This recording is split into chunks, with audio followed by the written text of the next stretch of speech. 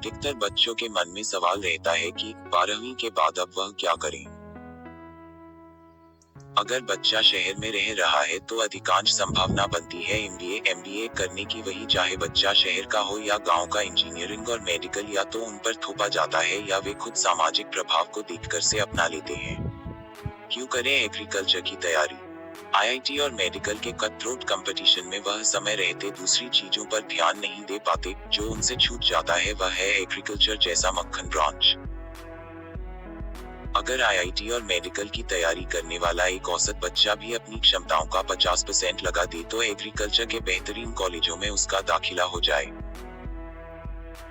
NSSO की report के अनुसार ग्रामीण भारत की आज भी 70% आबादी कृषि कार्यों में लगी हुई है। वहीं कृषि का जीडीपी में योगदान महज 14% के आसपास रहता है।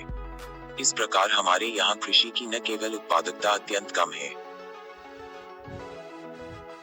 अपितु 15 climatic zone, 20 agro ecological zone व 141 मिलियन हेक्टेयर का नेट क्रॉप्ड एरिया होने के बावजूद भी आज हम तकनीकी आदि के लिए इसराइल जैसे देशों पर बहुत हद तक निर्भर हैं। हम वहां सिंचाई की पद्धतियां सीखने जाते हैं जो कि पूरा एक रेगिस्तानी इलाका है। नाबार्ड के अनुसार हमारे यहाँ 107.9 मिलियन कृषक हाउस होल्ड हैं। फिर भी यह हमारे कृषि की विडंबना ही है कि आज भी हम परंपरागत खेती और अत्यंत पिछड़ी हुई कृषि पद्धतियों का उपयोग कर रहे हैं। कई इलाकों में तो अब भी लकड़ी वाले हल से जुताई की जाती है।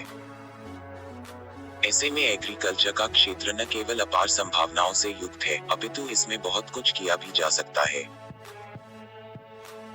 यह 2021 का समय है। अब से कुछ 3-4 साल पहले एग्रीकल्चर के क्षेत्र में तमाम वैकेंसी खाली ही चली जाती थी। फॉर्म भरने के लिए बच्चे ही पर्याप्त नहीं मिलते थे। बड़ी यूनिवर्सिटियों से बच्चों को हाथों हाथ उठा लिया जाता था। परंतु अब कुछ कंपटीशन क्षेत्र में भी बढ़ा है, परंतु फिर भी एसएससी, रेलवे व अन्य प्रतियोगी परीक्षाओं की अपेक्षा यह क्षेत्र अब भी बहुत खाली पड़ा हुआ है। कुछ मेले में अकेला जैसी स्थिति है इसकी। एक औसत बच्चा थोड़ी सी ही तैयारी करके इस क्षेत्र में जितना ऊपर पहुंच सकता है, उतना इसके समानांतर अन्य प्रतियोगी परीक्षाओं की तैयारी करने वाले मेधावी बच्चे बहुत मुश्किल से ही पहुंच पाते हैं। कैसे ले एग्रीकल्चर में प्रवेश? बीएससी एग्रीकल्चर 4 साल का होता है जो बी टेक की तरह ही एक प्रोफेशनल डिग्री है। एग्रीकल्चर से बीटेक भी होता है, परंतु बीएससी एग्रीकल्चर अपेक्षाकृत बीटेक एग्रीकल्चर से अच्छा होता है। बीएससी एग्रीकल्चर के लिए आईसीएआर यूसी एग्जाम करवाता है, जिसमें यदि आप साइंस बैकग्राउंड के हैं तो एग्रीकल्चर के साथ साथ फिजिक्स, केमिस्ट्री और मैथ, बायोलॉजी के भी क्वेश्चन होते हैं। इसके अलावा कई स्टेट एग्रीकल्चर यूनिवर्सिटी व कई अन्य यूनिवर्सिटियों के अपने इंडिविजुअल एग्जाम भी होते हैं। अगर आपका किसी एंट्रेंस एग्जाम में नहीं होता है फिर भी कोई दिक्कत नहीं, क्योंकि मुख्यतः एग्रीकल्चर के मायने यह रखता है कि आपने लास्ट डिग्री कहां से ली है। परंतु फिर भी आपको एग्रीकल्चर से किसी ना किसी कॉलेज से करनी ही होगी।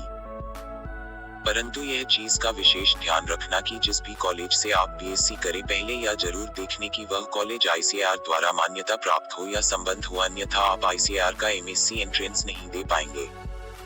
एग्रीकल्चर के मुख्य जॉब्स।